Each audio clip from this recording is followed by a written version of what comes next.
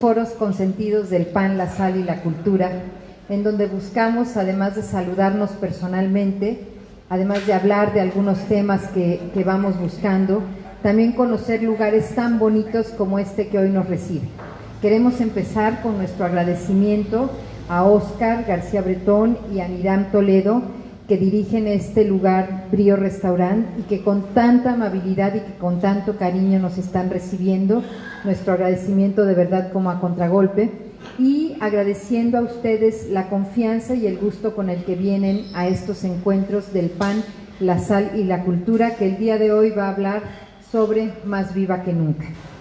Hemos preparado 4 disertaciones, 4 temas cortos para que ustedes los disfruten, y estamos seguros de que van ustedes a disfrutarlos y los van a agradecer. Y después de que terminemos con nuestras pláticas, pues queda abierto el micrófono para que ustedes también puedan participar y también podamos ir comentando. Mientras tanto, Brío Restaurant nos irá ofreciendo algunos bocadillos y algunas bebidas refrescantes que sabemos también les van a gustar.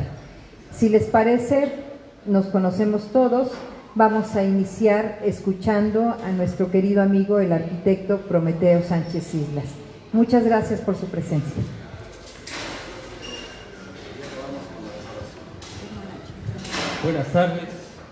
Buenas tardes, estimados fans del inframundo.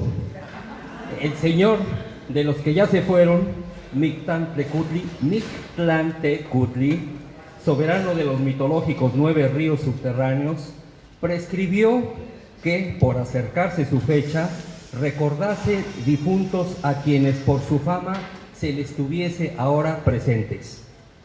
Pues bien, con ese pretexto busqué, y hace 500 años, como todos recordarán, el 8 de noviembre de 1519 se vieron las caras 2 grandes de nuestra historia, Moctezuma Xocoyotzin y Hernán Cortés, hoy más actuales que nunca, tanto allende como aquende el mar océano. La mar océano, decía. El Tlatoani Moctezuma II murió 7 meses después de aquel encuentro. Hay varias versiones, ustedes juzgarán. 1. Según una carta de relación de Cortés, aquel recibió 3 pedradas en cabeza, brazo y pierna, lanzadas por sus propios guerreros después de escuchar un supuesto discurso conciliador, y de eso murió. 2. Los informantes indígenas aseguraron a Fray Diego Durán que, cito, después que los españoles fueron expulsados en la llamada Noche Triste, el Tlatoani fue encontrado muerto con una cadena alrededor de los pies y 5 puñaladas en el pecho. Se acaba la cita. A lo que Durán concluye que Moctezuma había dejado de ser útil a los españoles, pues había perdido claramente su autoridad. 3. Pero como sucede en este país, hay más versiones del mismo hecho. Don Alfredo Chavero publicó en México a través de los siglos que los nahuas relataron que el cuerpo sin vida de Moctezuma fue entregado a Apanécatl, quien lo llevó a Huitzitlán, de donde fue despedido con malos tratos. Luego lo llevó a Necatitlán, de donde lo expulsaron a flechazos. Lo mismo pasó en Tecpancinco, hasta que finalmente fue recibido e incinerado en Acatliyacapan. 4. Bernal Díaz del Castillo lo narra así: no bien acabó Motecuzoma su alocución, cuando tiran tanta piedra y vara que los nuestros que lo arrodelaban se descuidaron un momento en rodelarle de presto y le dieron 3 pedradas. Y puesto que le rogaban a Motecuzoma que se curase y comiese, y le decían sobre ello buenas palabras, no quiso. Antes, cuando nos catamos, vinieron a decir que era muerto. 5. El cronista Chimalpajín dejó la siguiente constancia en las relaciones de Chalco. En el mes de Tecuihuitontli, los españoles dieron muerte a Motecumatzin, haciéndolo estrangular, y después de eso huyeron aprovechando las sombras de la noche. Este era un cronista náhuatl del siglo XVI. 6. Otra fuente que está en las pictografías del Códice Moctezuma nos permite apreciar al emperador sujeto por un español con soga al cuello, asomándose por la azotea para calmar los ánimos. Frente a él está el dibujo de un personaje muerto con una espada española clavada en el pecho, lo que podría significar la muerte del gobernante. 7. La última de esta lista. En el Códice Florentino es claro cómo los españoles arrojan los cadáveres de Moctezuma II y de Itzcuahitzin, señor de Tlatelolco, perfectamente ataviados a las aguas del lago. Pues bien, sea que el gran gobernante esté enterrado, sumergido o dispersado a los vientos desde junio de 1520, hoy se encuentra con nosotros, pues su espíritu ayuda a cimentar nuestra mexicanidad. Otro personaje, para hacer contrapeso, para equilibrar el foro, pongo a su consideración un artículo de Jean Martínez Arens, español y periodista del diario El País. Ahí va la versión de aquel lado. El mayor enigma de Hernán Cortés fue su tumba. Entre el siglo XIX y el XX se dio por desaparecida y alimentó uno de los grandes misterios de América. Hubo quien pensó que había sido saqueada, otros especularon con el extravío y algunos convirtieron el caso en una metáfora del destino de España en México. La verdad no andaba ni lejos ni cerca, pero aún hoy, cuando la tumba del conquistador languidece en el olvido, mantiene su capacidad de sorpresa. En 1823, tras la Guerra de Independencia y ante la furia antiespañola que barría México, el ministro mexicano Lucas Alamán urdió un plan para evitar que cayera en manos de profanadores y fuera destruida. Así, al tiempo que hacía creer que los despojos habían sido enviados a Italia, los ocultó primero bajo una tarima del Hospital de Jesús, el lugar donde la leyenda considera que Cortés y Moctezuma se vieron por primera vez, y 13 años después, tras un muro en la contigua iglesia de la Purísima Concepción y Jesús Nazareno. La ubicación del nicho quedó silenciada y durante años permaneció en disimulo hasta que en 1843 el propio Alamán, para evitar que su paradero cayera en el olvido, depositó en la Embajada de España un acta de enterramiento clandestino. El documento, lejos de ver la luz, recibió tratamiento de secreto. Dio igual que el embajador que llegase fuese conservador, liberal o republicano. De un siglo al otro, el papel no salió de la caja fuerte diplomática. Hernán Cortés, el hombre que encarna como pocos el esplendor y la barbarie de la conquista, hacía mucho que había dejado de ser realidad y se había convertido en un tabú en México. Y la buena relación entre ambas naciones obligaba a su olvido, incluido el de su tumba. Así fue hasta que en 1946, un alto cargo del gobierno republicano en el exilio, de quien dependía la embajada, filtró una copia del documento y entonces las reliquias fueron plenamente identificadas. El hallazgo, tras 123 años de misterio, desató antiguos demonios. Hubo quien pidió que los restos fueran arrojados al mar. Otros llegaron más lejos. Ante estos ataques salió a la palestra el presidente del Partido Socialista Obrero Español y exministro republicano Indalecio Prieto, exiliado en México y conocedor por su cargo del enigma. En un conmovedor artículo publicado en la prensa de la época, reveló la centenaria historia secreta y pidió la reconciliación. Dijo: México es el único país de América donde no ha muerto el rencor originado por la conquista y la dominación. Matémoslo, sepultémoslo ahora aprovechando esta magnífica coyuntura.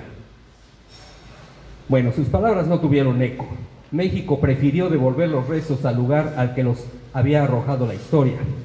En 1947 fueron recolocados en un muro de la iglesia de Jesús Nazareno, a la izquierda del altar, y allí sigue.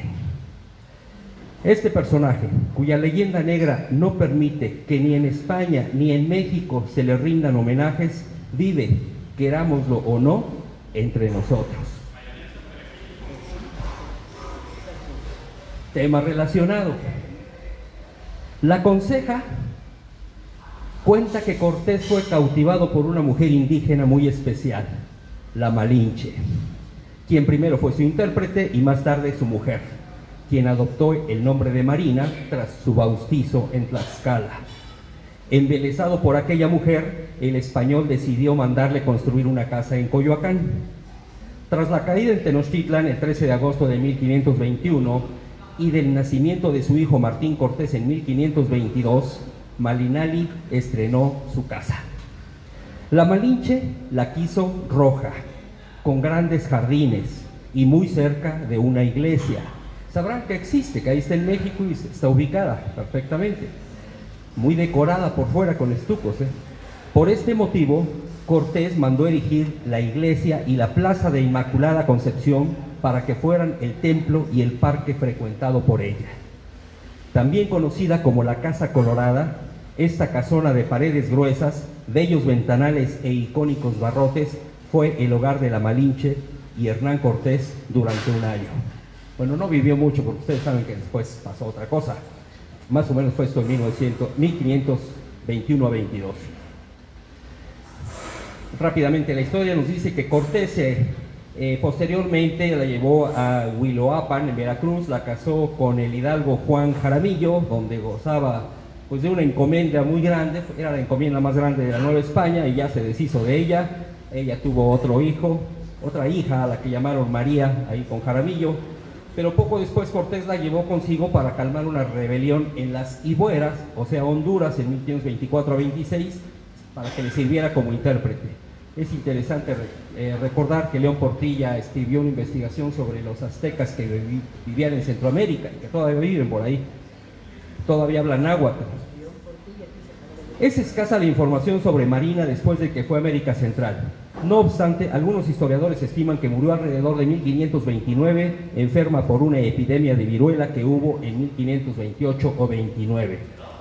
Sin embargo, el historiador Hugh Thomas, en su libro Conquest, afirma que la fecha probable de su muerte fue 1551, o sea, mucho tiempo después, deduciéndolo por cartas que descubrió en España que se refieren a ella como viva en 1550.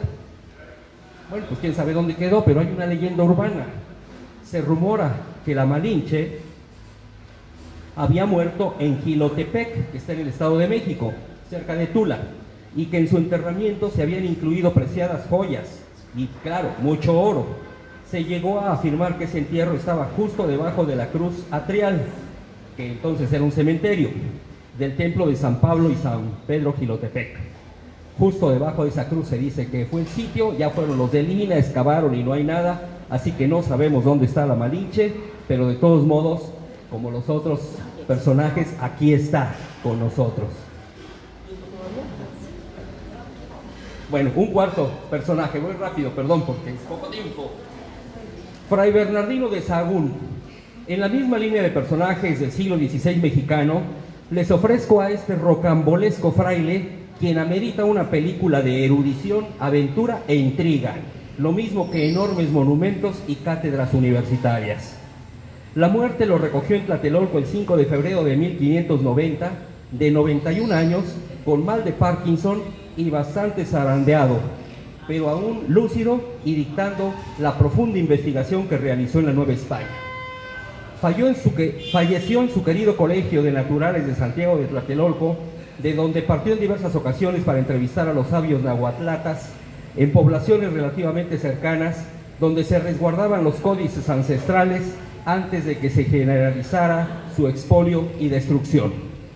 Bernardino, egresado de la prestigiosa Universidad de Salamanca, poseía una profunda formación humanista y una sólida conciencia renacentista, lo que le permitió entender, fíjense, fue de los pocos que entendieron la trascendencia de eso que habían encontrado, pues un continente, un nuevo mundo, pero también el dolor de verlo volatilizarse en pocas décadas.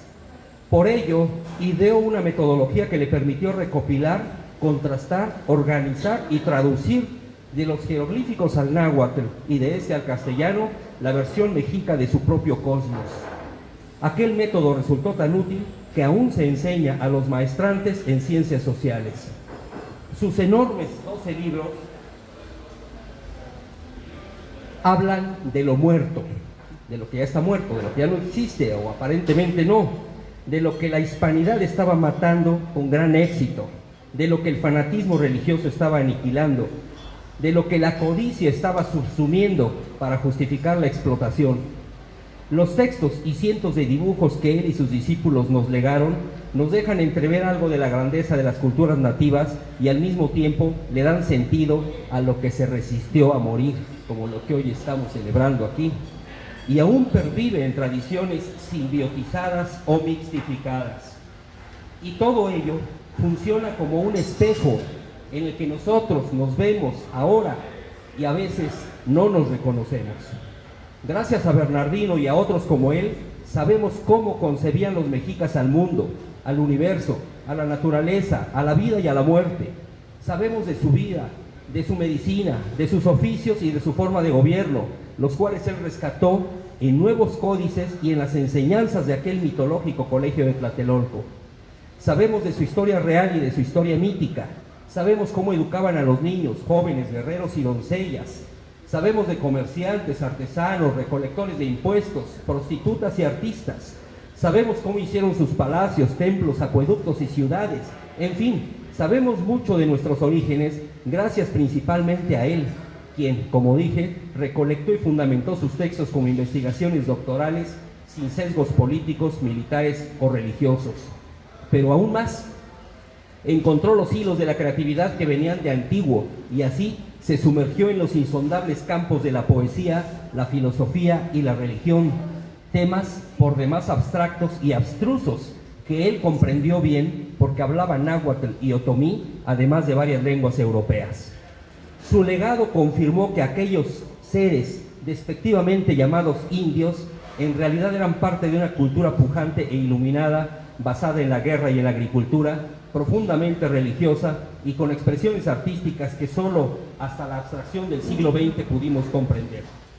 En fin, mediante su trabajo y su posterior rescate por personajes como León Portilla, pudimos afirmar que los pueblos mesoamericanos, con su fina poesía y su recóndita filosofía, sí tenían alma.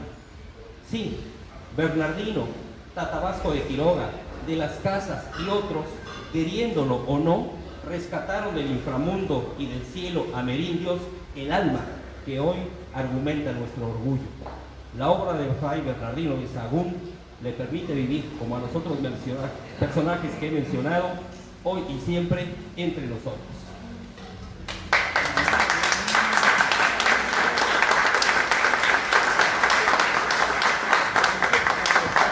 Muchas gracias, arquitecto Prometeo Sánchez Islas.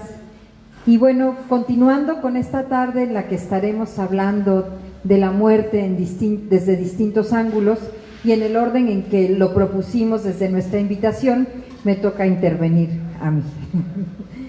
Entonces, bueno, yo escribí algo pensando en los que fallecieron o en las muertes de la literatura. Dice así: Vigani, decía mi madre en zapoteco, para indicar que era el momento de guardar silencio. Vigani decía con su mirada cómplice cuando el pensamiento debía resguardarse de la palabra. Vigani también indicaba firme, precisa, cuando estimaba que la voz estaba de sobra. Y un día cualquiera, Vigani se fue convirtiendo en advertencia y abrió camino al irremediable silencio que deja un ángel cuando pasa. Vigani se transformó luego en la constante que huele a sepulcro, que se instala en cada rincón de la casa, que toma su lugar en la mesa para compartir como hoy el pan, la sal y la cultura, que surge casi muda, imperceptible, con una dulce voz que en débil susurro alcanza a decir: Shunku, no llores, Shunku, Vigani. Sin embargo, cuando de amistades y recuerdos se trata, se impone la tregua para abrir un breve espacio que, al voltear la mirada hacia los que han dejado esta existencia, nos devuelva el aliento cálido de la vida y nos permita, aunque sea por un instante, ensoñar el recuerdo de sus voces, la chispa de sus expresiones, el misterio de sus historias y su sabio canto. Un segundo que rompa el silencio y nos regale letras de esas que cuentan historias, que saben a nostalgia, que alimentan el presente en cada uno de nuestros minutos. y en la víspera de recibir a nuestros muertos, que en México sabemos bien que sí regresan, evoquemos algunas de esas despedidas que en tonos de hasta luego quedaron consignadas en la literatura, que ahora con sus licencias las vuelve místicas, perdurables, suaves y aceptadas. La muerte es parte innegable del ciclo de la vida. Todo lo que vive ha de morir. Así es que empecemos ahora por hablar de la muerte de la ceiba. Dicen que entre el pueblo maya la sombra de la ceiba es sagrada. Bajo sus ramas crecen como brazos abiertos como Santa Cruz, y ahí la gente encuentra refugio, protección y fuerza. En los relatos sobre las primeras visitas del ya mencionado Hernán Cortés al pueblo maya, es posible identificar el momento trágico ocurrido luego de que las tropas ibéricas les confirmaban su condición de vasallos del emperador Carlos V. Miguel Ángel Menéndez, en su hermoso libro Malitzin, lo describe así: Cortés aprovechó el momento de teatral expectación y avanzó resuelto, solemnemente, adentrándose en la sagrada sombra de la ceiba, él solo para ser bien visto, paso a paso, con los ojos y la espada amenazantes.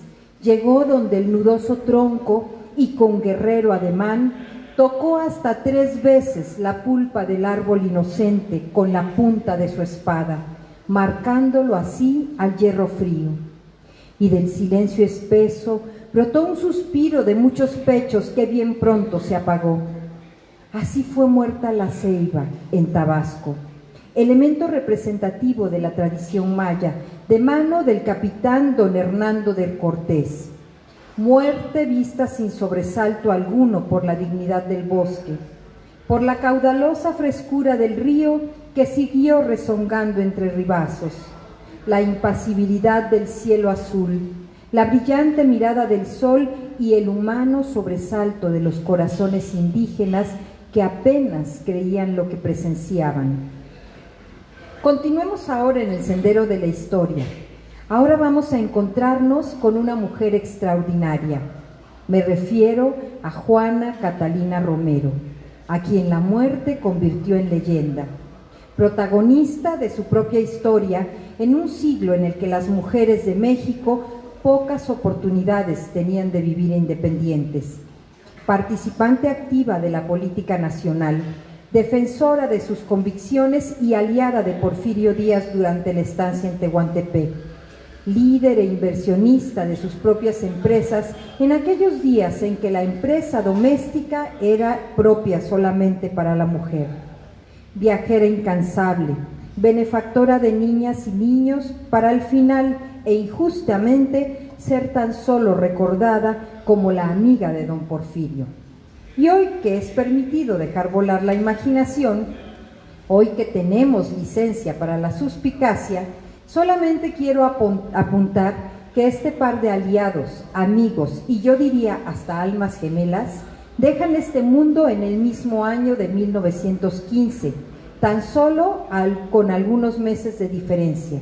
Porfirio en los primeros días del mes de julio allá en París y Juana Catalina en el mes de octubre, durante un viaje a la Ciudad de México. Si ella supo de la muerte de su amigo, no lo sabemos. Si fue la coincidencia, si estaba escrito por el destino, eso lo dejamos a nuestro pensamiento. En este recorrido por muertes imborrables, también hablemos de mi tía, de esa tía que es tía de todos nosotros, de esa que suele compartir nuestro día a día y a la que Jaime Sabines llamó la tía Chofi, y quien, por cierto, no fue la única que Sabines escribió versos después de la muerte, manifestando también aquí su franca preocupación por el entierro y su frialdad. Amanecí triste el día de tu muerte, tía Chofi, pero esa tarde me fui al cine e hice el amor.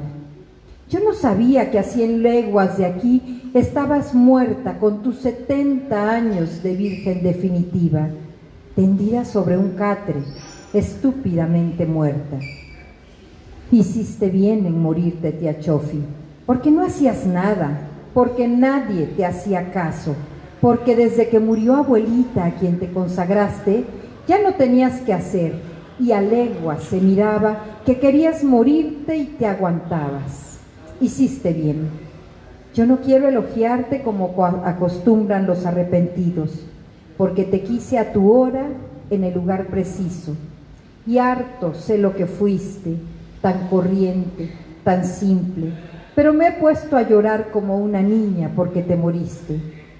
Te siento tan desamparada, tan sola, sin nadie que te ayude a pasar la esquina, sin quien te dé un pan.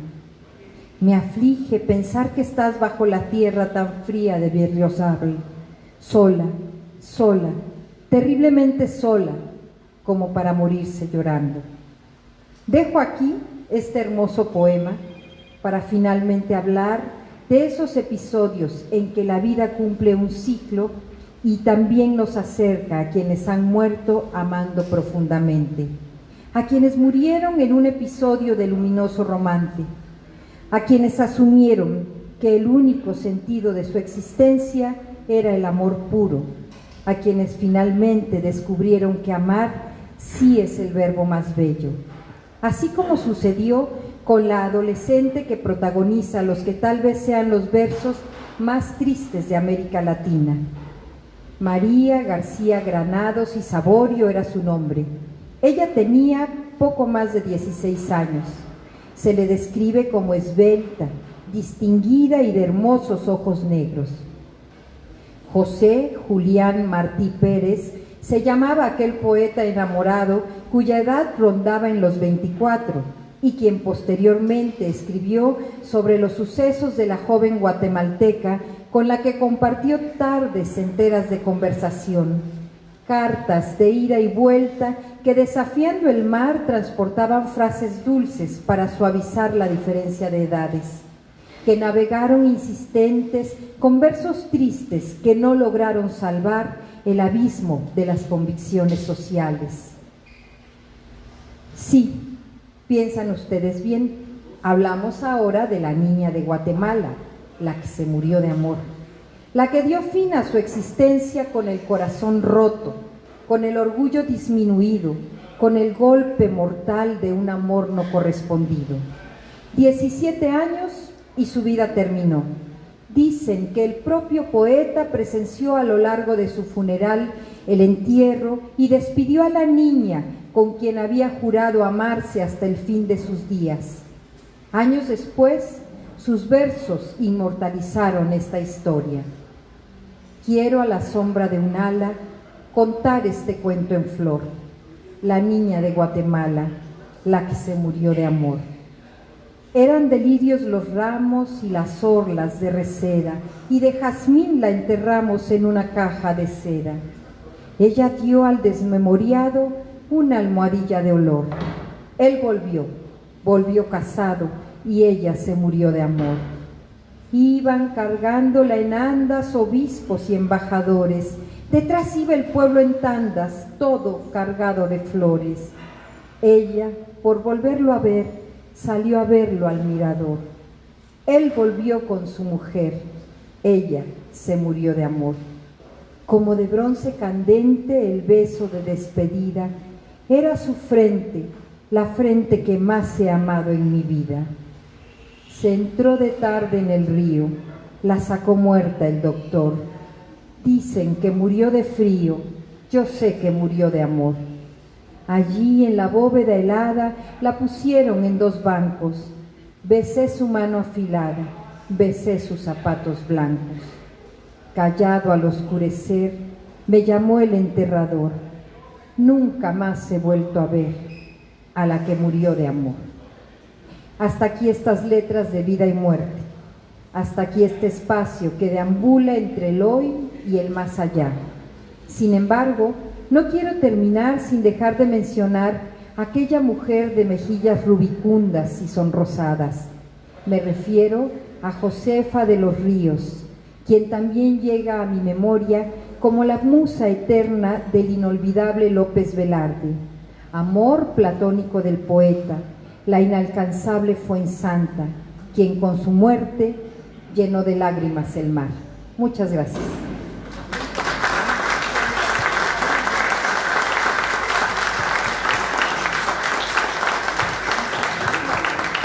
Vamos a continuar.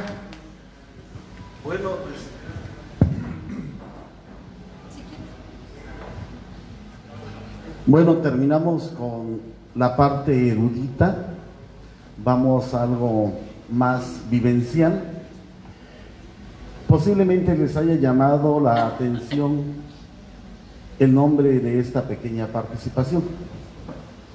Hace unos 35 años, de manera muy prematura, fallece uno de mis primos, el mayor de una hermana de mi papá.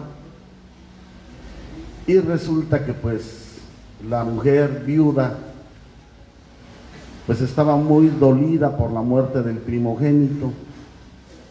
Y como siempre en los pueblos no faltan aquellos borrachitos que van no por acompañar, sino por lo que van a dar. Y entonces ella había dicho que se midieran en repartir el mezcal. Pero había dos personajes muy conpiscuos en Sola: el Tiempo de Aguas, a quien se le llamaba así porque cuando el humor etílico lo omnibulaba, pues amanecía fresquecito como un niño de pocos años. Por eso lo llamaban el Tiempo de Aguas, porque siempre amanecía mojadito. Y había otro señor que había sido el que atizaba el fogón para hacer la panela, y a causa del calor había perdido la vista y que era muy agresivo y grosero. Y que siempre se ha dicho en Sola que se preferiría caer en la boca del infierno que caer en la boca de Chiro, porque así de agresivo y ofensivo era, sobre todo con las mujeres.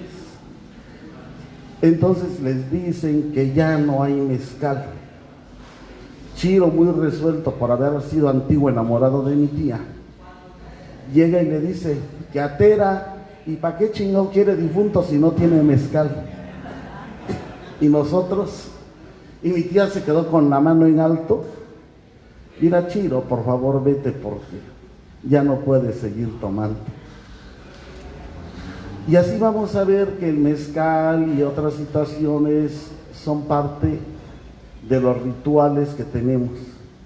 Pero esos rituales han cambiado.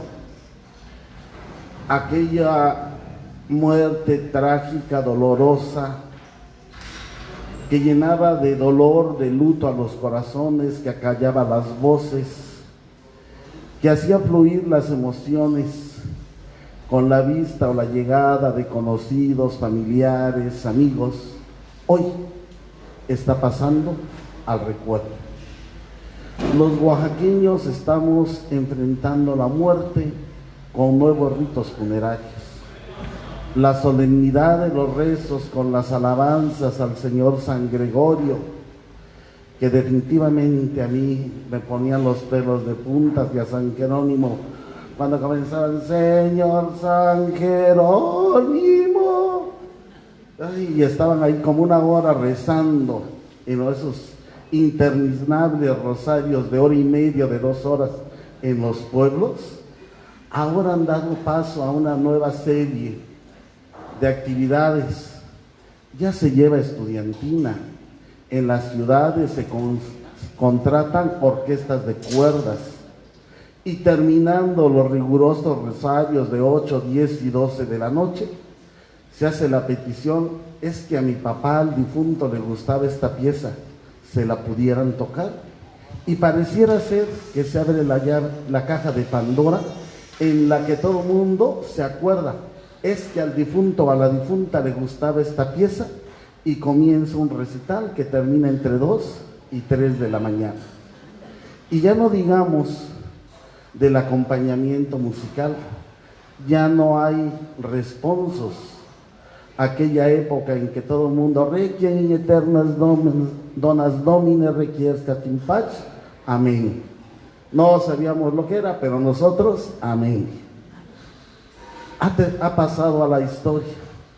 Ahora se enaltece la figura del fallecido.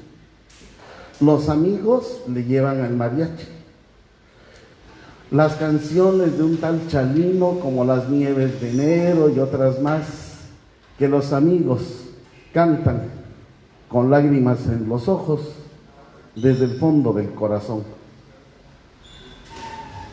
Esos rituales que vemos que se están transformando nos hablan de una visión de la muerte que está cambiando. Ha dejado de ser un momento doloroso para ser un trance un poco más llevadero, acorde a la nueva visión que tenemos los oaxaqueños de la vida. Ha habido funerales en el que, rompiendo totalmente la tradición, por ejemplo, un familiar en Totontepec, Mijes, pidió que le tocaran puros jarabes en vez del Dios nunca muere y las marchas fúnebres. En Sola de Vega ya se acostumbra, sobre todo cuando viene alguien del norte, ¿sí?, porque hay mayor posibilidad económica, recibirlo a la entrada del pueblo con el doble de campanas, pero también las ruedas catarinas, los cuetones y las consabidas chilenas.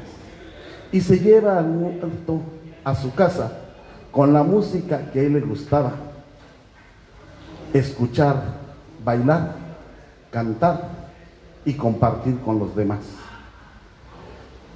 Si bien es cierto que estas tradiciones son bastante difíciles de llevar y sobrellevar, tiene uno que tomar valor, como decimos en Sola.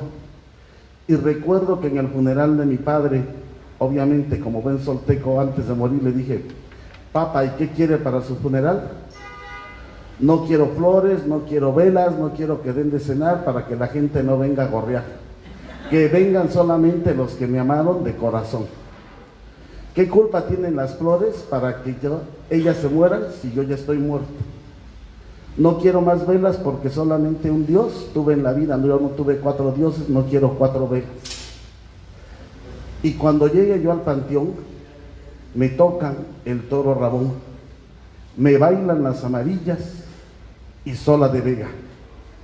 Entrando al panteón, le dije a mi tío: tío, por favor dígale a los músicos que toquen el toro Ramón.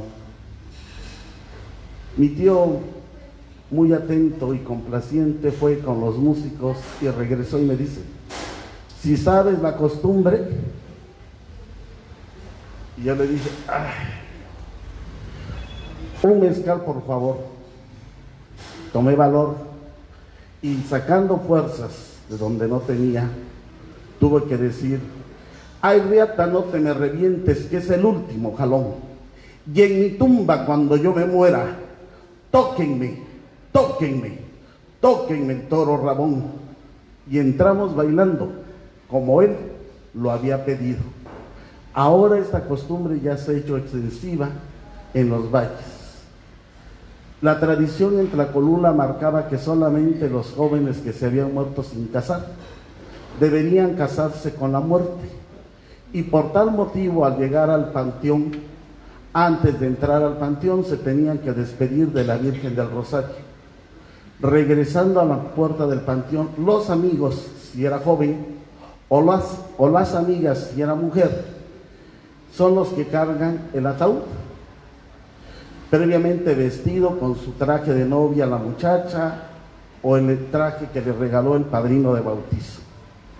Y todos los padrinos que tuvo primera comunión, bautizo, confirmación, kinder, primaria, secundaria, van perfectamente engalanados, las señoras con sus mejores galas, sus canastos con el mantel más bonito, y le tocan en primer lugar el son de la canastita, el son que se les toca a las novias para despedirlas de su casa, pues nunca más han de regresar a ella. Y en este caso se le dedica a los solteros para que no sepan por dónde regresarse y llegar a penar en su casa. Se levanta al difunto en alto y se le lleva hacia atrás, y los amigos levantan las flores para que no reconozca el camino de regreso a su casa. Se pide el jarabe del valle, entran los padrinos, tiran los cuetones, la rueda catarina, y en el momento del son del guajolote se tira el confeti blanco y los dulces, significando que en ese momento se ha casado con la muerte y que ya puede ser enterrado como un cristiano. Ahora se han retomado esas costumbres en Oaxaca y nosotros también lo hemos hecho. Cuando ha fallecido alguien que no se ha casado, se le baila su jarabe en la puerta del templo y se tiran los dulces. Ahora ya no son tan dolorosos esos momentos de despedida. Y pudiera parecer que estamos en otro mundo, pero ya en Sola pareciera más lo que habían comentado hace rato, que tenemos fiesta en lugar de luto y de dolor. Porque a los muertos ahora los enterramos con chilenas. Y como todo mundo pide que se le bailen sus chilenas, pues no nos hacemos del rogar. Y en la muerte de mi primo Eleazar llegamos al panteón a las 5 de la tarde y nos corrieron como a las 11 de la noche, porque ya querían que desalojáramos el panteón. Porque como él era muy bailarín, pidió que le bailáramos. Y lo más curioso es que el señor cura, que era miembro de la familia, llegó a acompañar y que nos dice: bueno, ¿y ustedes, cabrones, qué creen, que el cura no tiene sed? Que le pasamos un vaso de agua y que nos refresca la memoria, diciendo que pues él no quería precisamente agua, que él quería su copa de mezcal. Y como lo dijo el pariente, vámonos a bailar. Ahora nuestras costumbres se han transformado. Ya la muerte ha sido un poco más festiva y lo podemos ver en las calles de la ciudad. Hace 2 años falleció un compadre en Candiani. Su mamá, cuando salió a recibirnos, lo sentimos mucho, comadrita. No, yo ni lo siento, se murió por su gusto, porque él nunca dejó de tomar, aunque ya le hacía daño. Pero se murió contento porque siguió tragando hasta el final.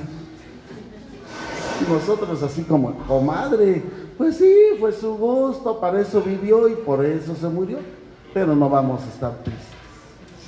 Pidió la banda y lo increíble es que desde Candiani se vinieron bailando al Panteón General. Lo que más me llamó la atención a mí es que la mamá del difunto traía la foto del difunto y ella venía en la punta bailando durante todo el recorrido. Al llegar a la calzada del panteón, pidieron la víbora de la mar los amigos y le bailaron la víbora.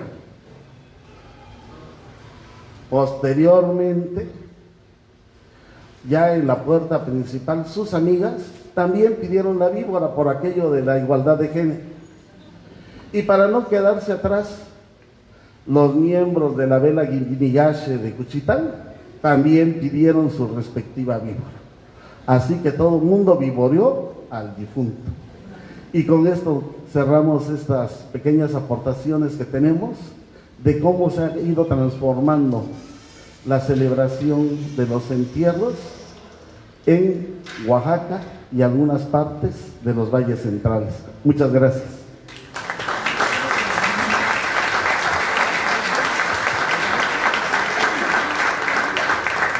Muchas gracias, José Demetrio Quiroz Alcántara. Y bueno, vamos a continuar con la intervención ahora del licenciado Guillermo García Manzano, que nos va a hablar sobre que sin ópera, sin muerto no hay ópera. Así es. E lucevano le stelle, e brillavano le estrelle, e olezzava la terra, se perfumaba la tierra. Entraba ella fragante y me caía fra le braccia, entraba ella fragante y me caía entre los brazos. Oh dolci baci a languide carezze, oh dulces besos y lánguidas caricias, me embrió fremente le vele forma di gioia, del bello di sloia, mientras yo tembloroso las bellas formas de los velos despojaba. Ahora ha muerto y vivo. Yo vivo desesperado porque ella ha huido. Muero desesperado. Así decía Mario Capardossi en una ópera que en lo personal me llegó muy profundo, Tosca de Puccini, en donde el gran pintor, aquí tenemos uno por cierto, el gran pintor Mario Cavaradossi está profundamente enamorado de Flora Tosca o Tosca Floria, pero ella es muy celosa, excesivamente celosa, y le cela hasta sus pinturas, porque estando en algún lugar pintando a Santa Magdalena, interpreta un aria bellísima, no la recuerdo totalmente, pero en esa aria decía que ella tenía los ojos azules y Tosca tenía ojos negros, y que el arte en su belleza junta confunde.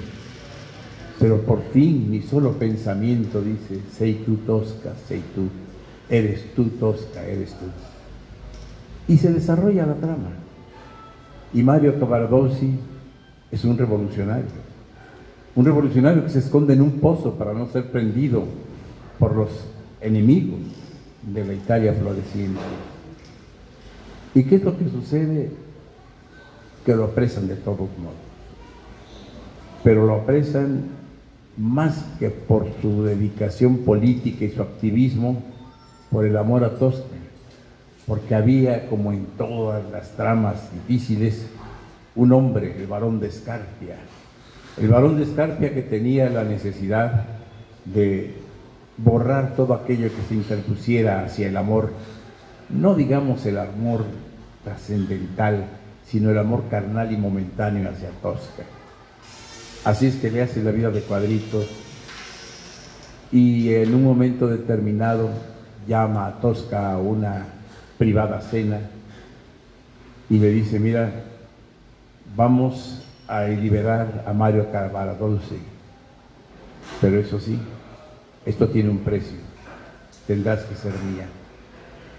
Y Tosca accede, pero obviamente el barón de Scarpia le dice a Spoletta, uno de sus achichincles: demos del mismo tratamiento a Mario que le dimos a fulano de tal.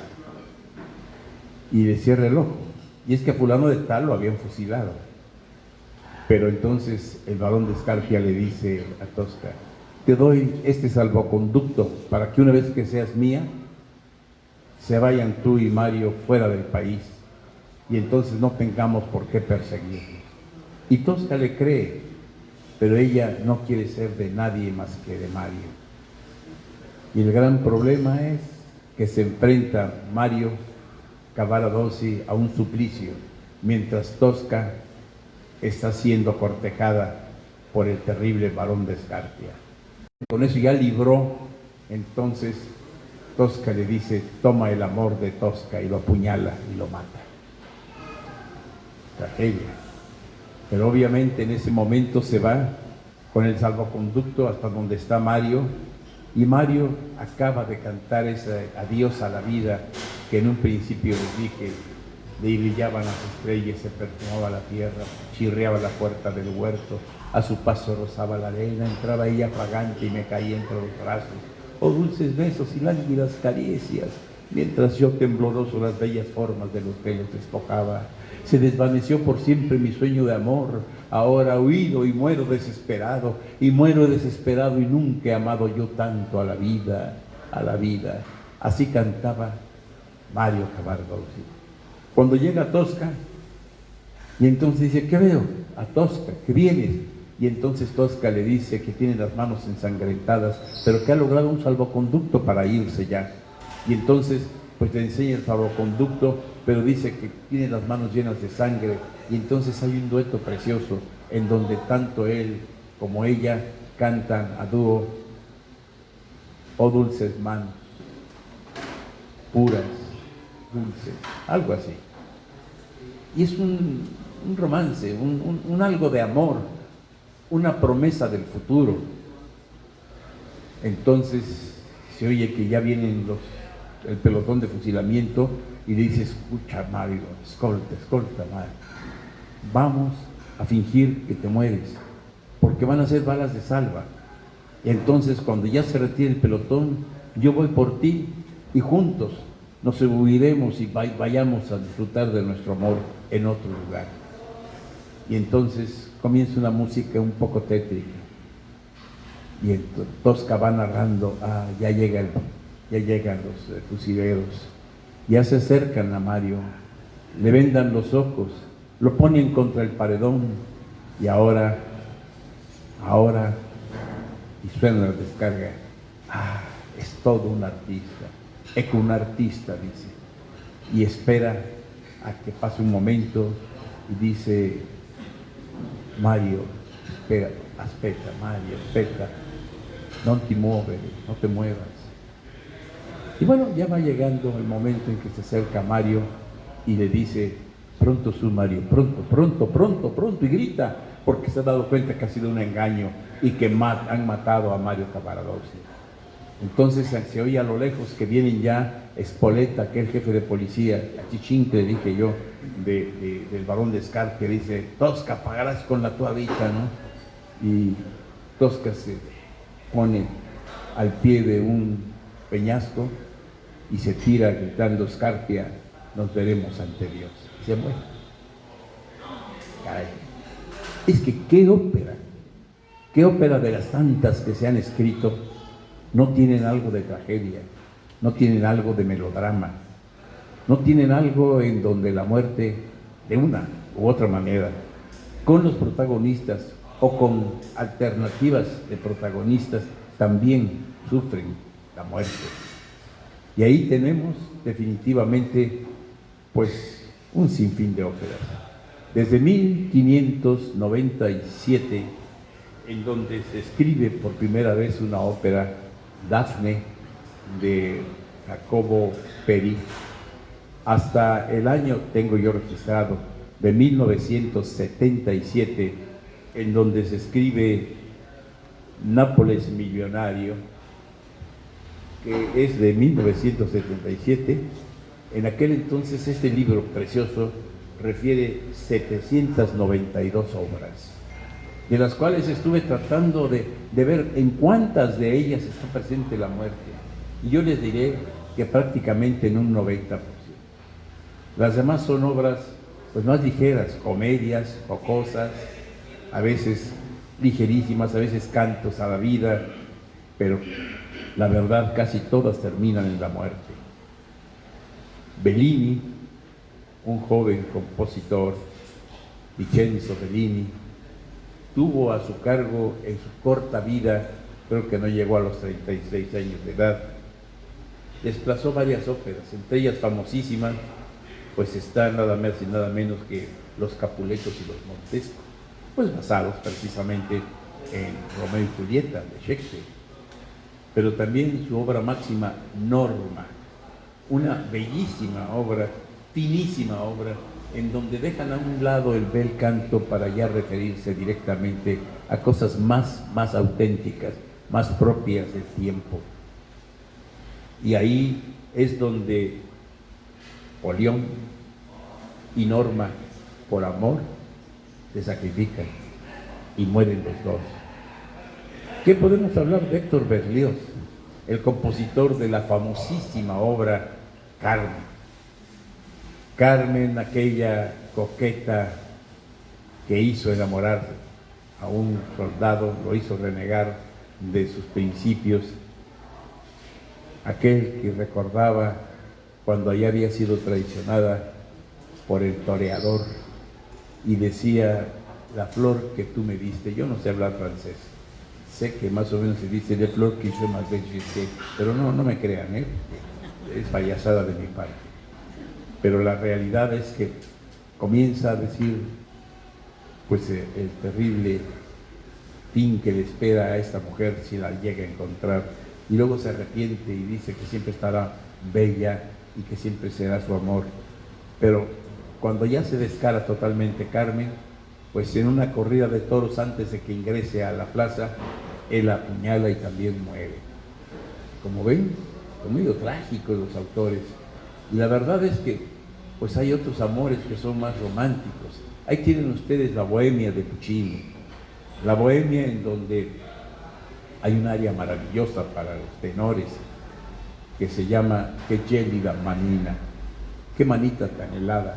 Ustedes sabrán que los tísicos tienen la mano helada, pero también sabrán que en el siglo XIX la tisis era una especie de enfermedad romántica, y entonces en muchas cosas pues se escribía o se actuaba en términos a un argumento de algún tísico o una tísica.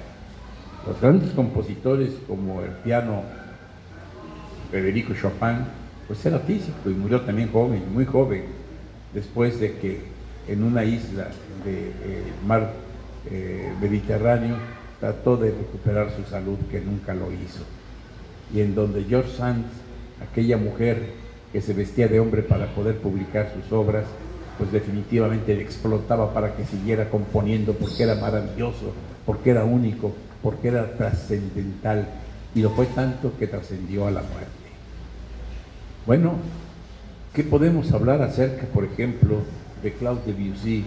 Ese ya más para acá en términos de pues su composición hermosísima, de todas sus obras, el martirio de San Sebastián, pues que fue, ustedes recordarán, aquel soldado que reniega de los dioses romanos y que se convierte a la fe de Cristo, y por ello pues sufre el martirio. ¿Cómo? Lo amarran a un árbol y ahí lo flechan, o sea, lo matan a base de flechas. Pero pues son cosas históricas que muchos tuvieron su hacer en aquel entonces. Gaetano Donizetti, que fue también un compositor muy importante, cuyas obras, algunas de ellas son muy conocidas, otras no tanto, pero todas son bellísimas. Una forma de escribir, de musicalizar dramas y comedias, etcétera, maravillosas. Ahí tienen ustedes, por ejemplo, Ana Bolena. Ana Bolena, aquella reina de Inglaterra a la que le cortan la cabeza porque pues quería Enrique VIII tener otra mujer y la acusan de traición, etcétera. Pues lo representan también, pero claro, no se apegan exactamente a lo que la historia describió, porque le tienen que dar pues finales románticos, finales que dentro del drama convenzan, no nada más la muerte porque sí, sino la muerte como una sublevación, como algo que se subleva a la vida, pero que al mismo tiempo se eleva hacia otras esferas.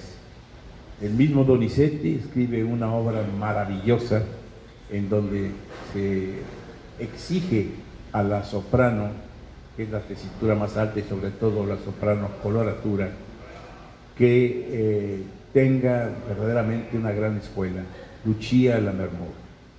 Lucia Lammermoor, que era una mujer que enloquece y que también, pues por una trama, muere su amor y ella también se inmola junto a su amor.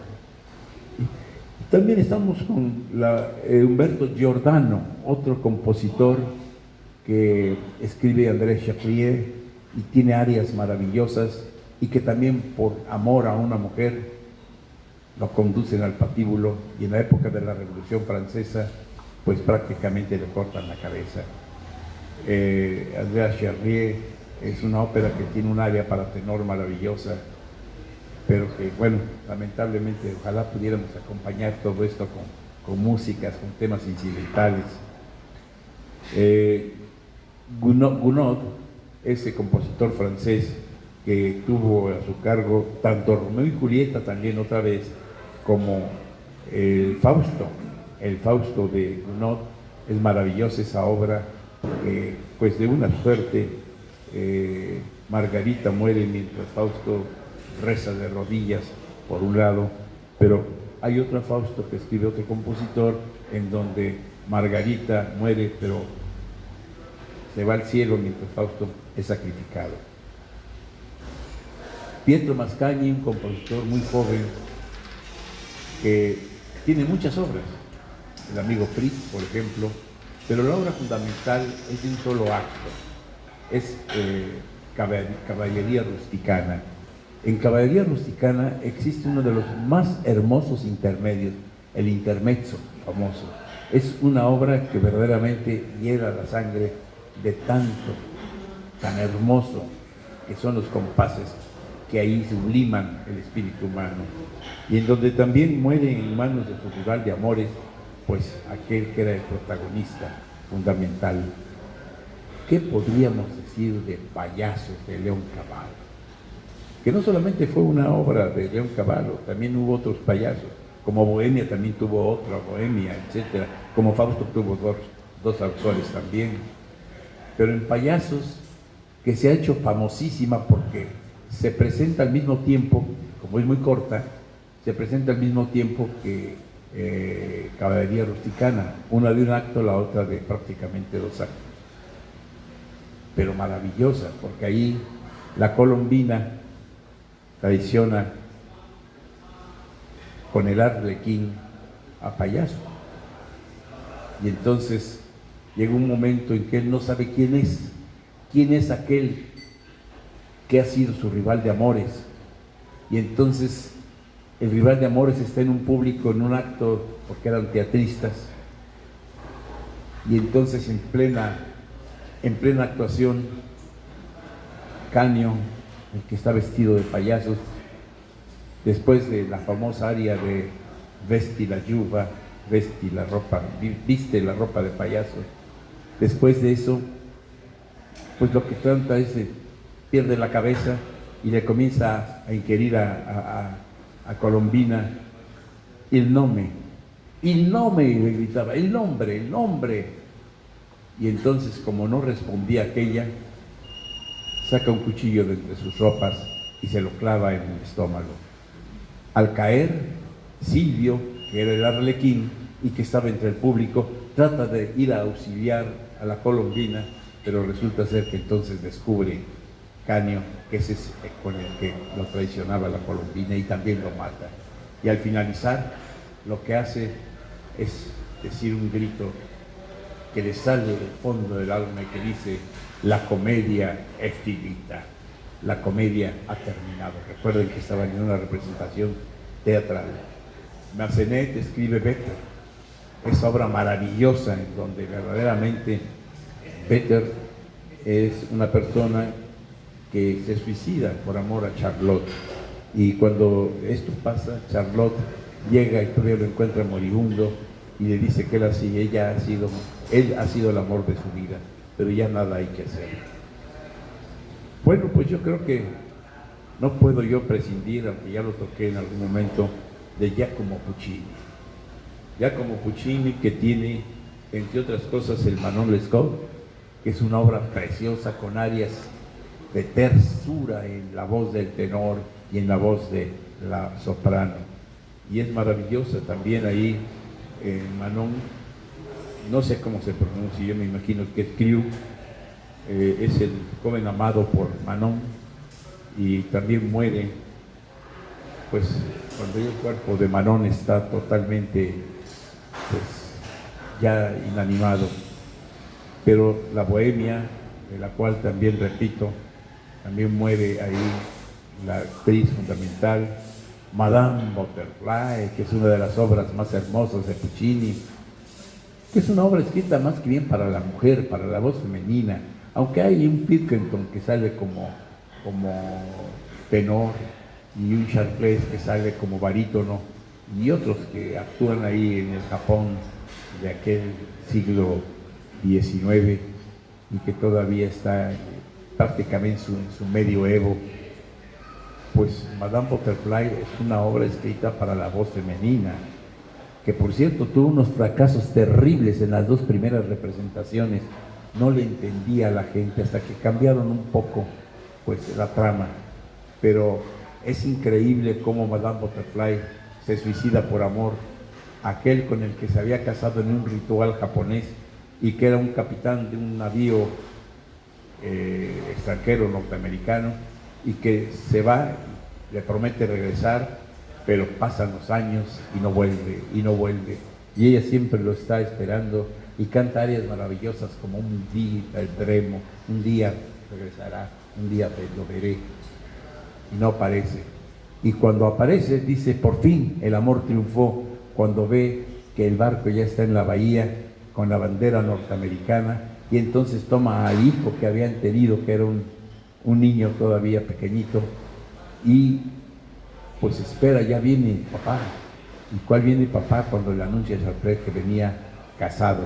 Y entonces ese es lo peor que le puede pasar a señora mariposa, Madame Butterfly. Y entonces ella se va a suicidar haciéndose el harakiri, pero en ese momento entra su hijito y se mantiene firme, y entonces lo que hace es vendarle los ojos, se va atrás de un biombo y se hace el harakiri y muere en el momento en que a lo lejos se oye a un arrepentido Pilkington que le gritaba Butterfly, Butterfly, pero ya había muerto. Y bueno, Puccini también tiene su obra maravillosa de Turandot, aquella princesa china que mataba a sus rivales, a sus enamorados, si no les sabían contestar pues una serie de enigmas. Y había un calaf, un príncipe que no sabían quién era y que pues prácticamente está enamorado de ella, también entra a ese concurso y lo gana, y sobre todo hay cosas maravillosas como el aria que canta Liu, una enamorada de Calaf, y Calaf al mismo tiempo canta más adelante un aria que todos ustedes reconocen, sobre todo en la voz que lo han publicitado mucho, del gran Luciano Pavarotti. Nessun dorma, nadie duerma.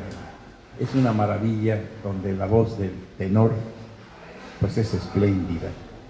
Bueno, y para más, pues yo podría seguir aquí toda la noche. Les digo que tengo, ¿qué? 792 obras, sin considerar lo que en México se escribió, porque hubo un Melesio Morales, un Zenobio Paniagua, un Manuel Sumaya, entre otros, que también escribieron muchas cosas muy hermosas. Pero lo que es la vida. Hace un rato nos dio una lección preciosa Prometeo con esa imagen de Hernán Cortés. Pues hubo también quien escribió allá en Italia un Hernán Cortés. Y ya se imaginarán qué vacilada de tema, pero qué bonita música. Bueno, yo creo que la ópera siempre ha estado presente en el ánimo de las personas, sobre todo ahora que se han pues alejado un poco porque no hay promoción, porque no hay suficiente pues concurso, o sea que todos vayamos a eso, porque aparentemente es solamente para gente muy refinada, muy culta, cuando no debe ser así. La ópera, desde que Peri escribió su primer ensayo, su primera ópera, Dafne, es maravillosa, vaya. Dafne, que, por cierto, Dafne viene de una de las ninfas del parque, muy hermosa ella, pero el dios Apolo había matado a Pillón, creo que se llamaba, y se ufanaba de que nunca más volvería a enamorarse de una mujer. Pero cuando se le atraviesa Dafne y ve la belleza de aquella mujer, ese portento de amor entre los velos de la época griega, se enamora profundamente y comienza a acosarla, pero Dafne no quería nada con él. Y entonces, como era un dios Apolo, la acosaba y casi la alcanza cuando ella le pide a los dioses pues su intervención. Y los dioses le conceden la intervención y la convierten en, ¿cómo se llama lo que le ponen a los triunfadores? En un laurel. En un laurel. Y a partir de entonces, la corona de laurel es el triunfo precisamente de Dafne. ¡Qué hermoso! Pues yo creo que la ópera, sí, es cierto, trata muchas veces con tragedia o hasta con risa a la muerte. Pero pues la muerte está en todos nosotros, los vivos. Alguna vez vayamos a alcanzar a ella y seguramente, tú bien decías, le tenemos que tratar con respeto y con cariño, porque sin mezcal no hay muerte. Pero aparte de eso, yo creo que para los que no son muy aficionados a la ópera, yo les recomendaría que se metieran un poco. Aquí en el Teatro Macedonio Alcalá presentan, no sé, hay temporadas, no sé cada cuándo. Acaba de comenzar la temporada, que viene directamente del Metropolitan Opera House de Nueva York. Y lo mismo creo que acaban de pasar Carmina Burana de Carroll, y seguramente van a pasar otras óperas. Vale la pena, se siente uno cómodamente y viene una proyección basada pues en todo lo que se filmó allá en el Metropolitan Opera House. Es maravilloso. Pueden disfrutar ustedes por 300 pesos o no sé cuánto valga, pues no sé, 2, 3 horas maravillosas, en donde inclusive, no sé si todavía haya, en México lo hay, comentarios posteriores. Pero bueno, más viva que nunca y está presente es la muerte. Tratémosla con cariño. Muchas gracias.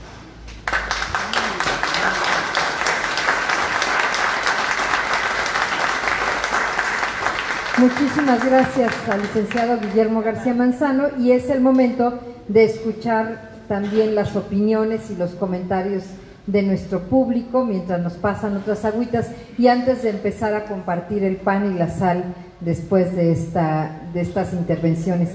¿Alguien que quiera participar?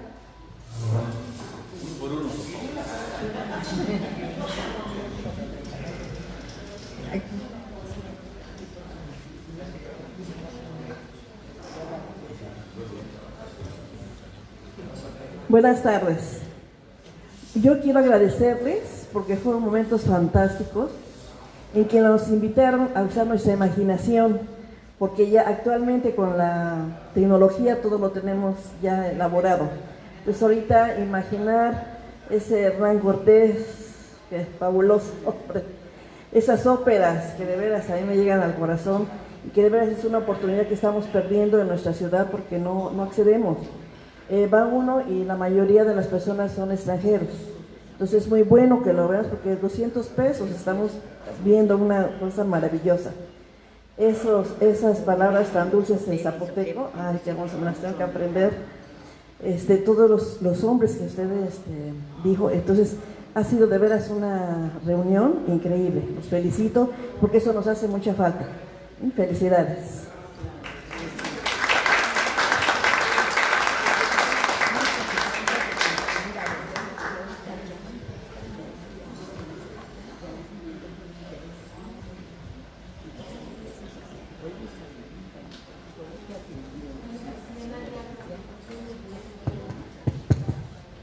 Muy buenas tardes. De veras fue una plática muy bonita, cosas que yo no sabía y que me han venido a cultivar porque la verdad había detalles que yo no había escuchado. Muy bonito. Todo eso de las óperas, todo eso de las anécdotas de las mujeres célebres y sobre todo la vida de Hernán Cortés, de verdad me ha llegado de veras, me ha llenado mucho de cultura. Muchas gracias, de verdad. Ojalá hubiera más este tipo de eventos porque nos falta mucha cultura, de verdad nos falta mucha cultura. Qué bonito, qué hermoso, felicidades. ¿Sí?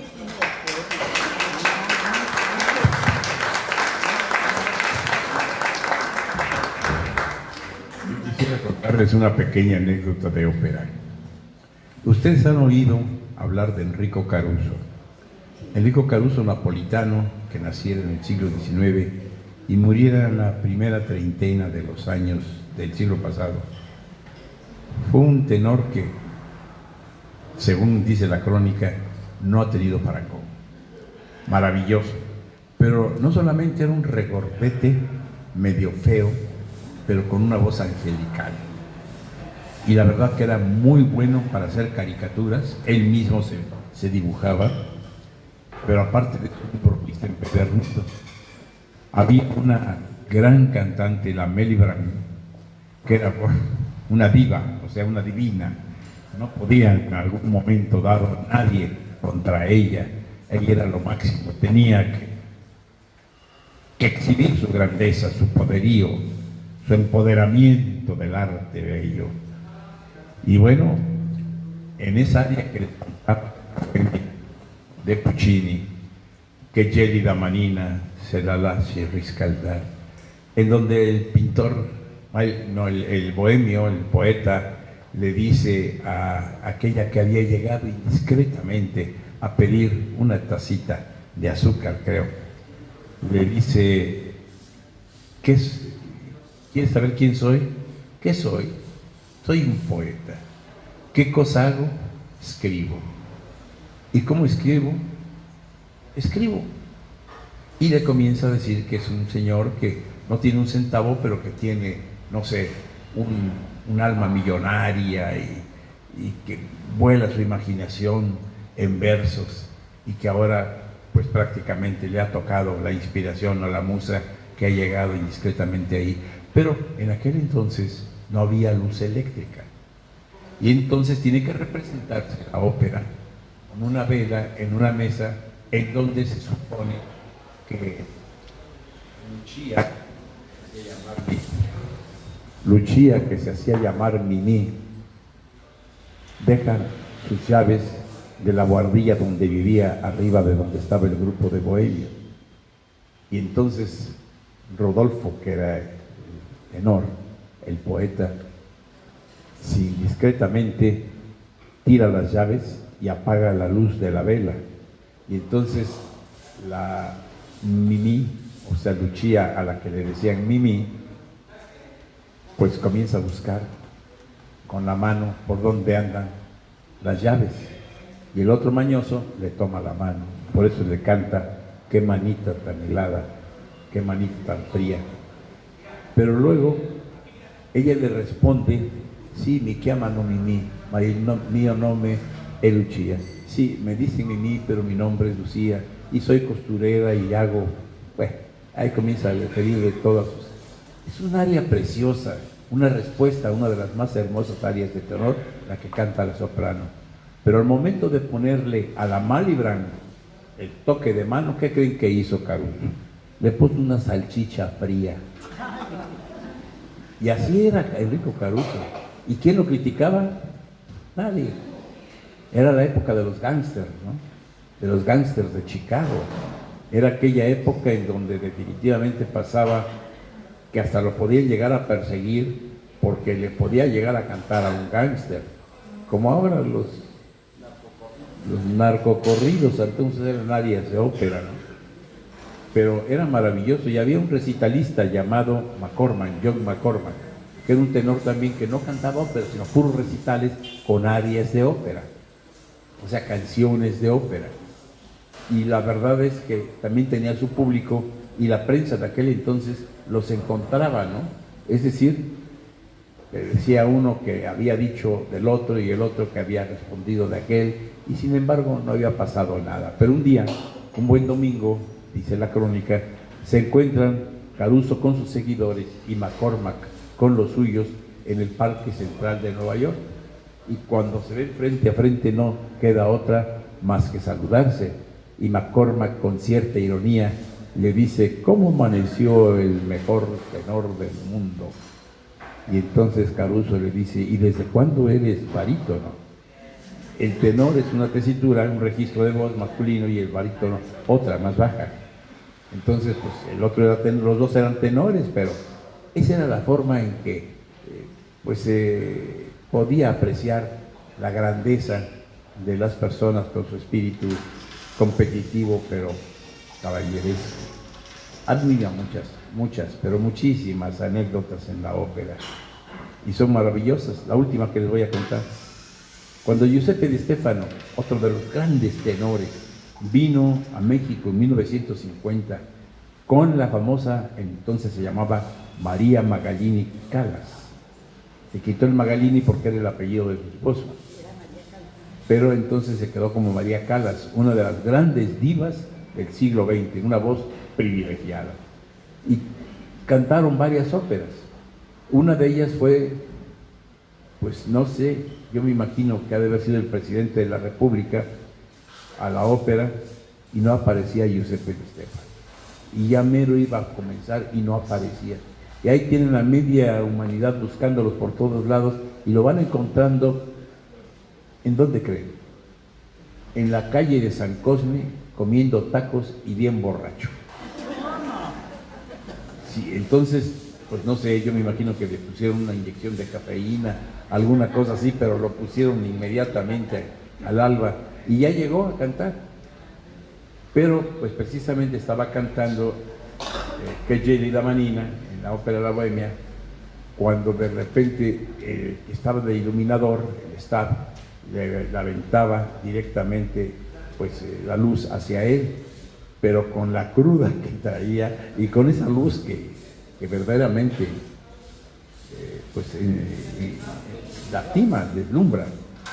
Entonces él comenzó, que Gelida Manina, la luche, todos se quedaron así, el director y todo, la luz, ¿no? Pero la riscalda, la luche, y nada, hasta que la tercera vez dice, la luche, cretino, maestro, va de nuevo, ¿no? Increíble, son increíbles, tontos, babosos, pero ese es el ambiente que se vivía en la ópera. Ahora ese gran tenor al que no le hemos reconocido una cosa, que durante los temblores de 1985 estuvo un mes en Tlatelolco tratando de sacar a sus tíos de entre los escombros de uno de los edificios que se cayó de Tlatelolco, poniendo en jaque su voz con tanto polvo, y me refiero a Plácido Domingo, aquel que viniera aquí a Oaxaca muchísimas veces con don Plácido Domingo y con Pepita Envil, sí, y que venían aquí a Oaxaca porque pues eran los amos y señores de la zarzuela, ¿no? Y la realidad es que ahora lo que es importante es ver si estuvo ahí acosando a 25 o a 28 damas. Ha de haber acosado a 500, pues donde están en ese nivel, por favor, no había necesidad de que acosaran, ¿no? Pero en fin, quién sabe quién se quería dar río. Bueno, pero ustedes son los que tienen que participar, por favor. ¿A quién le pasamos el micrófono? Si no tenemos más participaciones, ¿qué les parece si continuamos con esta conversación, disfrutando ahora de los manjares que nos ofrece Brío Restaurant? En la mesa de al fondo nos ha puesto una mesa deliciosa, de verdad, y estaría muy bien que continuáramos con esta participación. Decían hace un momento que ojalá y hubieran más espacios como estos. En A Contragolpe amenazamos con que sí van a haber más espacios, por lo menos uno más antes de que termine el año. Con todo gusto lo vamos a organizar y esperemos que ustedes mismos estén ahí y que puedan compartir con otras personas más, para invitar a más personas y que cada vez esta comunidad se vuelva un poco más amplia. Queremos agradecer a José. Bueno, nada más vuelvo a compartir con ustedes el sentido irónico que tiene para la gente de Oaxaca la muerte, y sobre todo el costeño cuando dice: andaba yo buscando la muerte para quitarme la vida, y tuve tan buena suerte que la encontré y la hice, mi querida, y ahora la traigo con 5 hijos y recién parida.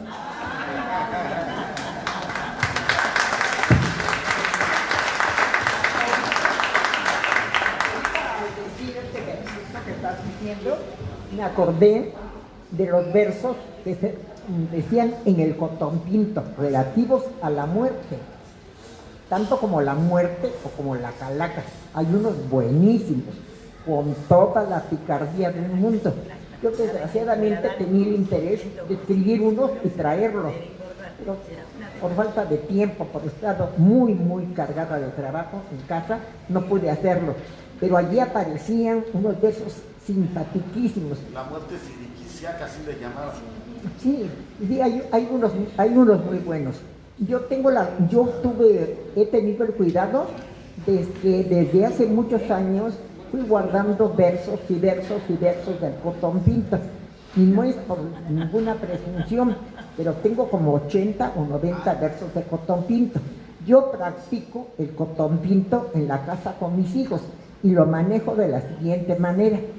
Tengo las tablas, pero atrás de cada baraja donde está la figura tengo escrito el verso, para que a la hora de correr, que se corra la bola, como dice mano quemadota, todo lo que se usa en eso cualquiera lo pueda jugar este juego. Entonces así lo hice, y tuve suerte de que hace tiempo, con una de mis nietas, la más chica, estaba en la Ciudad de México, a Claudia, mi hija, le tocó poner un puesto para esa kermés. Entonces me decía Claudia, mamá, ¿qué cosa pongo? Algo original. Quiero hacer algo que llame la atención en la escuela de Alay. Entonces le dije, el cotón pinto. Entonces yo le mandé como 50 tablitas de cartón y le mandé las barajas como las tengo en la casa. Atrás de cada baraja tengo puesto el verso. Entonces cualquiera de la familia lo puede correr. Ahorita con lo que tú dijiste, me acordé pues de esos versos del cotón pinto que se fueron, porque ya casi no se escucha. Pues hay que hacer un cotón pinto para la próxima. Claro, buenísimo.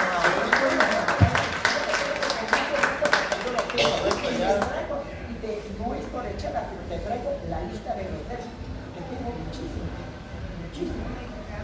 Oiga, en este campo de los versos hay algo que publicó José Guadalupe Posada. Ya no se los leo, es largo, pero aquí está la calavera completa. Se publicó como calavera oaxaqueña y tenía como subtítulo La calavera valiente, porque es una calavera muy echadora. Y aquí va retando, pero bueno, es largo. Yo quisiera cerrar, si me dan un minuto, mencionando otra vez a Hernán Cortés, porque se ha puesto de moda, y porque hace 98 años, cuando estaba por celebrarse el 400 aniversario de la toma de Tenochtitlan, inventaron una unión de ayuntamientos mexicanos que propuso levantarle un monumento a Hernán Cortés en la Ciudad de México en honor a este personaje. Sin embargo, hubo un juicio en el que el Ayuntamiento de Guadalajara fundamentó una oposición en 7 cargos. No les voy a leer todo el acta, pero dicen los 7 actos contra los que está este ayuntamiento a nombre del país es: 1, el que mandó cortarle las manos a 50 mercaderes tlaxcaltecas, dizque por espionaje, ¿no? La alevosía de matar a 3,000 cholultecas allí en su templo, la perfidia en la muerte de Moctezuma, que ya narré, el suplicio de Cuauhtémoc, el tormento a Tepantquetzal, a quien también le quemaron los pies, el ahorcamiento, aparte de estos 2, ¿se acuerdan que se los llevaron? Al rey de Acolhuan y a Izancanac. En Izancanac, perdón, ese es un lugar allá por rumbo a Centroamérica. Y finalmente porque mató a su mujer, ¿no? A doña Catalina Juárez Mercaida, que es el tema de la famosa Mercaida. En otras palabras, ese ayuntamiento concluyó que no se podría erigir un monumento a un sádico, asesino, traidor, codicioso y ladrón. Tema difícil que se va a poner de moda dentro de un año, porque dentro de 2 son los 500 años de la caída de Tenochtitlan a manos de ese ejército. Queda a su juicio. El mes de noviembre va a empezar una serie de Hernán Cortés. Ya la están anunciando, no sé si es Netflix o qué sé yo, pero va a empezar el 26 de noviembre empieza la serie de Hernán Cortés. La serie nada más se llama Hernán, pero es la vida de Hernán Cortés, una ley de la temporada de la conquista, invasión, como quiera llamarse, va a ir a Bueno, respecto al tema que trató Prome, hay algo, no sé hasta dónde sea histórico, leyenda. Se dice que después del ahorcamiento de Cuauhtémoc en Izancanac, por miedo a una rebelión indígena, se prohibió que se le hicieran honores a Cuauhtémoc, y deciden sus vasallos leales llevárselo a Izcatiopan, al lugar en Guerrero de donde era cacique su mamá. Pero en todo el trayecto se da la orden de que nadie lo reciba bajo pena de muerte. Y existe la tradición que hay una ranchería en Sola que se llama Recibimiento de Cuauhtémoc, porque fue el único lugar entre Izancanac e Izcatiopan donde pudieron descansar con los restos de Cuauhtémoc y hacerle un pequeño ceremonial fúnebre.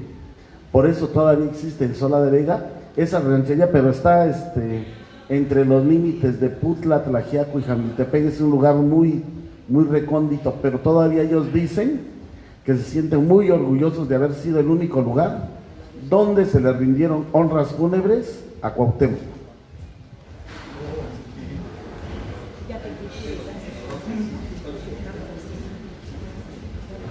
Si no hay algún otro comentario, bueno, pues entonces muchísimas gracias por habernos acompañado, gracias por esta tarde maravillosa Y queremos dar nuestros agradecimientos primero a quienes nos reciben, Brío Restaurant, por tan bonita recepción. También gracias en el sonido a Armando Romero, que esta tarde nos acompaña. Gracias a Sobe Toledo, que nos estuvo ayudando aquí en la logística. Gracias Gabriela Valdés en las redes sociales. Gracias Martín Sebastián también en la transmisión de Facebook.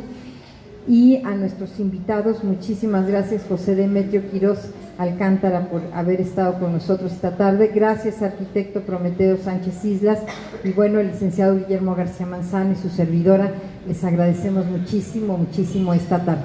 Vamos a continuar platicando y buenas noches.